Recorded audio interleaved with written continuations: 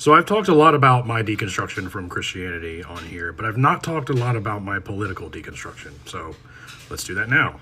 Growing up, I always had some conservative views because my dad is very conservative and very vocal about them, and still is, but one thing he's always consistently said is people need to mind their own fucking business.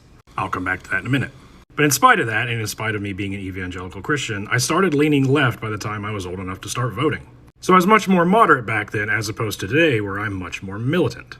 So why did that happen? What changed? It was the right's ever-increasing focus on identity politics. They used to be the party of limited government overreach, or at least they were better at making it look like they were. Abortion was always a heavily debated topic, but issues more pertaining to the LGBTQI+ community were not so much. No one was really talking about trans people or drag shows, even though even as a kid I knew they were a thing. They were minding their own business, just living their life, not hurting anybody. But then, just like 2 years ago, they're suddenly public enemy number one. How? Because they're grooming children? The only grooming I had ever witnessed was happening at my church. And my church was pretty tame compared to some of the other churches out there I was hearing about. And spoiler alert, it wasn't being done by gay people, trans people, or drag queens. It was almost always being done by leadership within the church. And if something more egregious happened, you as the victim were discouraged from talking about it. After all, you may not want to hurt this pastor's relationship with his family, whom you may also know. And you wouldn't want to damage the reputation of this church, would you? No, the best thing you can do is pray for that person's relationship with Jesus. He is a sinful human being, after all, who only had a moment of weakness.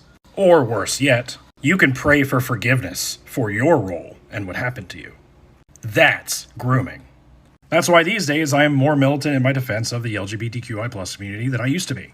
Because all they want to do is be left alone and be allowed to live the only life that they have the way that they want to live it. But for some reason, here in America, the land of the free, there's a very large, very powerful political party with near bottomless pockets spending every resource they possibly can to tell them no.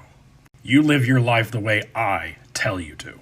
And that's why I and many others like me have become more militant over the years. Because the party of small government and personal responsibility will not mind their own fucking business.